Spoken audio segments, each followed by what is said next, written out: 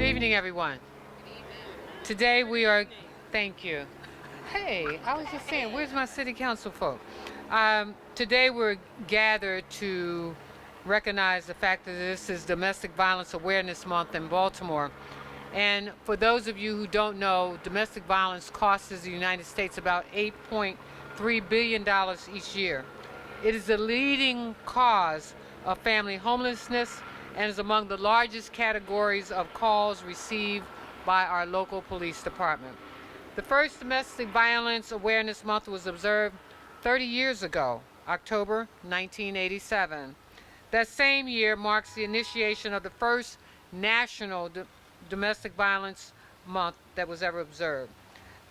There is a domestic violence hotline, which you'll learn more about shortly from our partners. In recent news, we have actually witnessed an urgent response to the impact of the abuse, harassment, and assault from Hollywood to small towns and cities. The hashtag #MeToo has unified more than 500,000 people who have encountered abuse and bravely shared their stories. These stories are powerful testaments of survival, one of which is here today.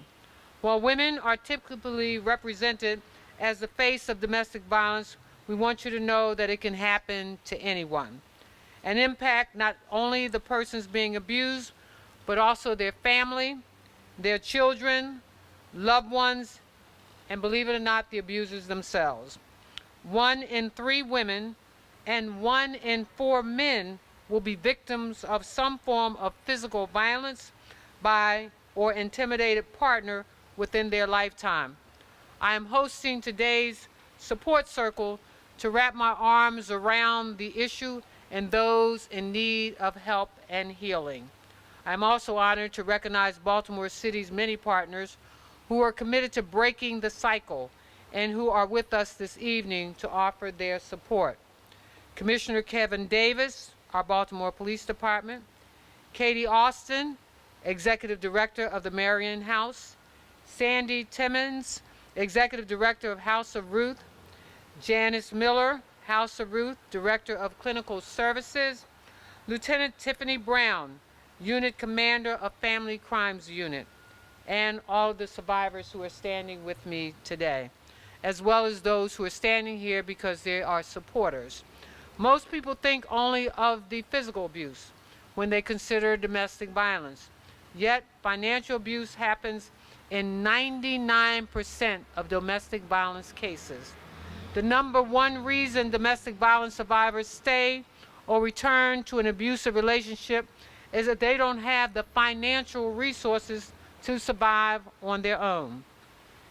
Knowing this, the City of Baltimore, through agencies such as the Baltimore Police Department, the Department of Health, the Department of Human Resources, and the Department of Human Services, and in collaboration with community organizations like the Marion House and the House of Ruth, are not only prepared to immediately respond to incidences and individuals in crisis, but to provide long-term care and support that ultimately leads these individuals and their children toward a stable, healthy lifestyle.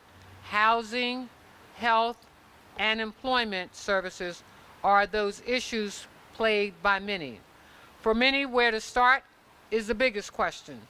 So tonight, City Hall will be lit in purple to send a message that help can be found here. And through my website, social media, and partners, we will be sharing valuable information to get help or just to join our efforts. Let me also say that we'll hear from a few other speakers here. Sandy Timmons from the House of Ruth, are you here? Oh, she couldn't make it. Okay, so Janice Miller? Yes. Come on, Janice.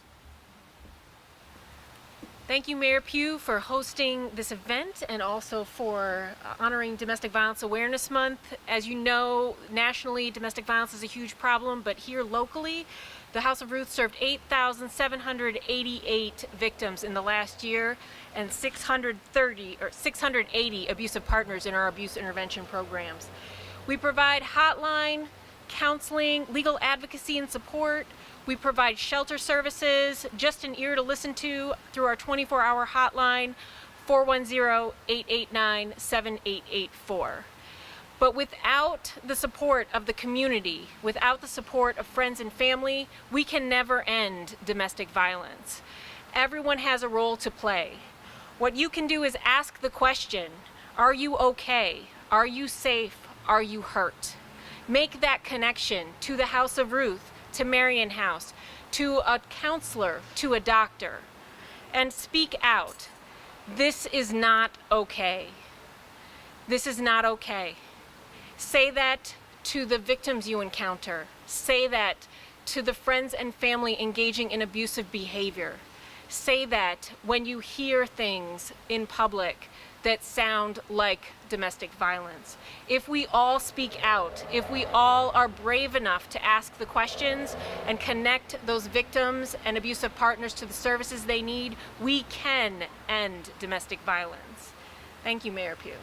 Let me again say thank you. We're going to now hear from Cynthia Williams, but before Cynthia speaks up, let me just say this to you all. It really is important that you listen to people who don't even recognize that they are being abused. You know, it starts as early as our young teenagers, and some even earlier, who think that being in a relationship with someone, no matter how they talk to them or how they abuse them, that sometimes they'd rather stay than leave. And so we've got to teach our young people that abuse is not something that we do, whether you are male or female, to anyone. And that kind of behavior should not be tolerated by anyone.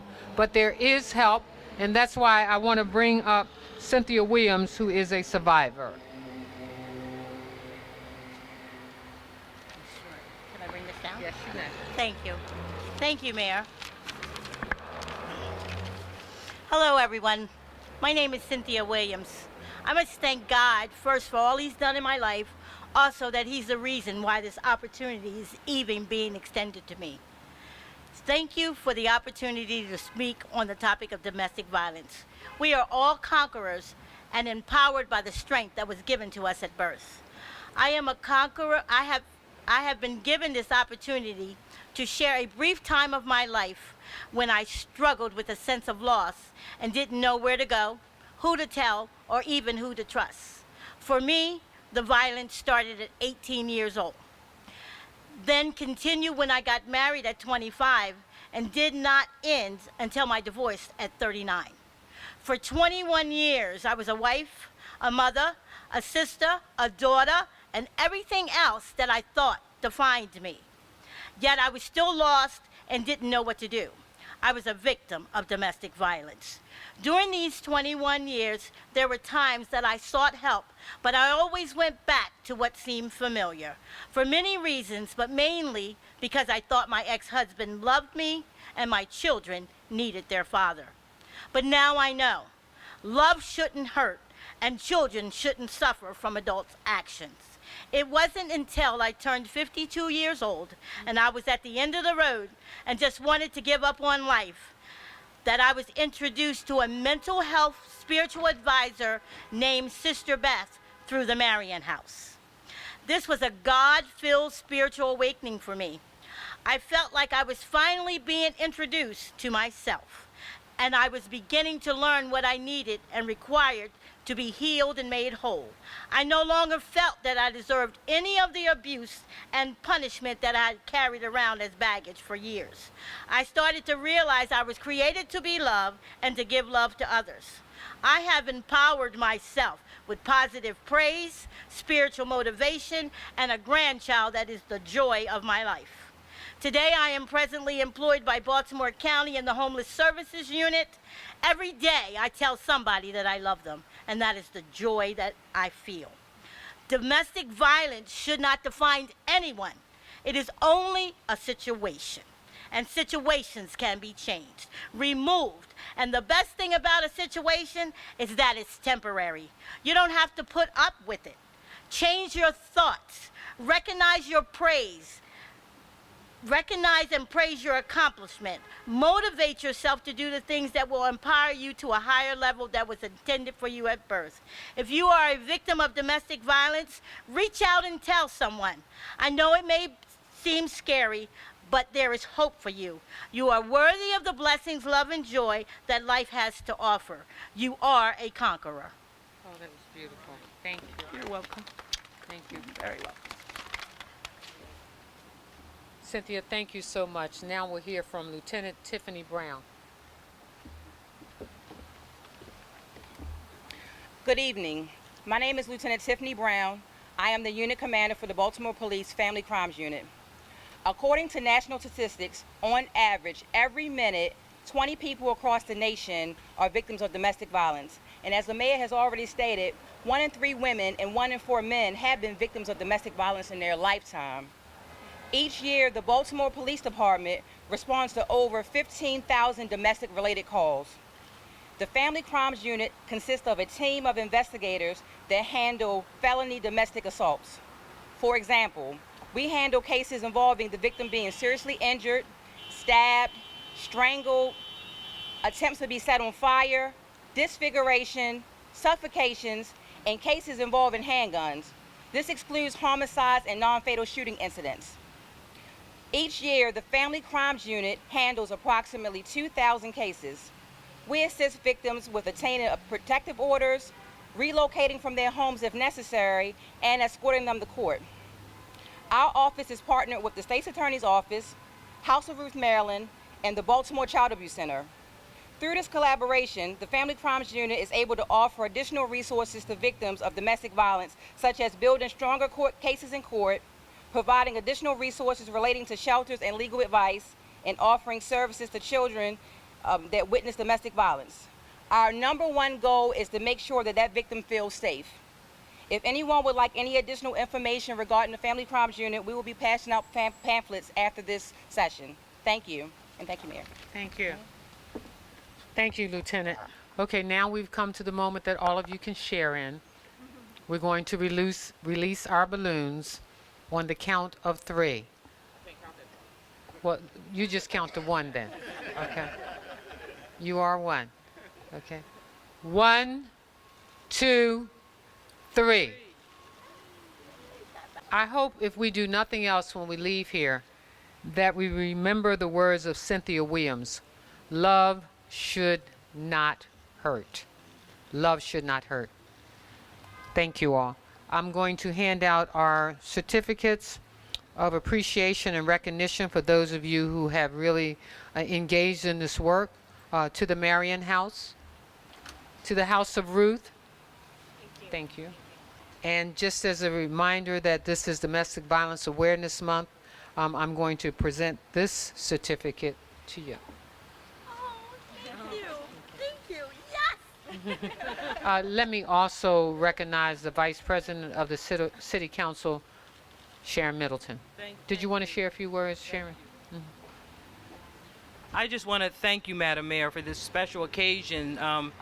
At your suggestion and request, I put in a resolution Monday on recognizing Domestic Violence Awareness Month, and listed some of these organizations that you are honoring today. But this is definitely a serious situation that we have here nationally and in Baltimore, and the City Council is on board full with you with this particular initiative through the month. So thank you again. Thank you. While we are celebrating this and recognizing it this month, this is not something that just happens this month. This is something that we're faced with every single day. So when you see someone or hear someone talk about this particular issue, lift them up and guide them and move them in the right direction, because there is help. Love should not hurt. Thank you all.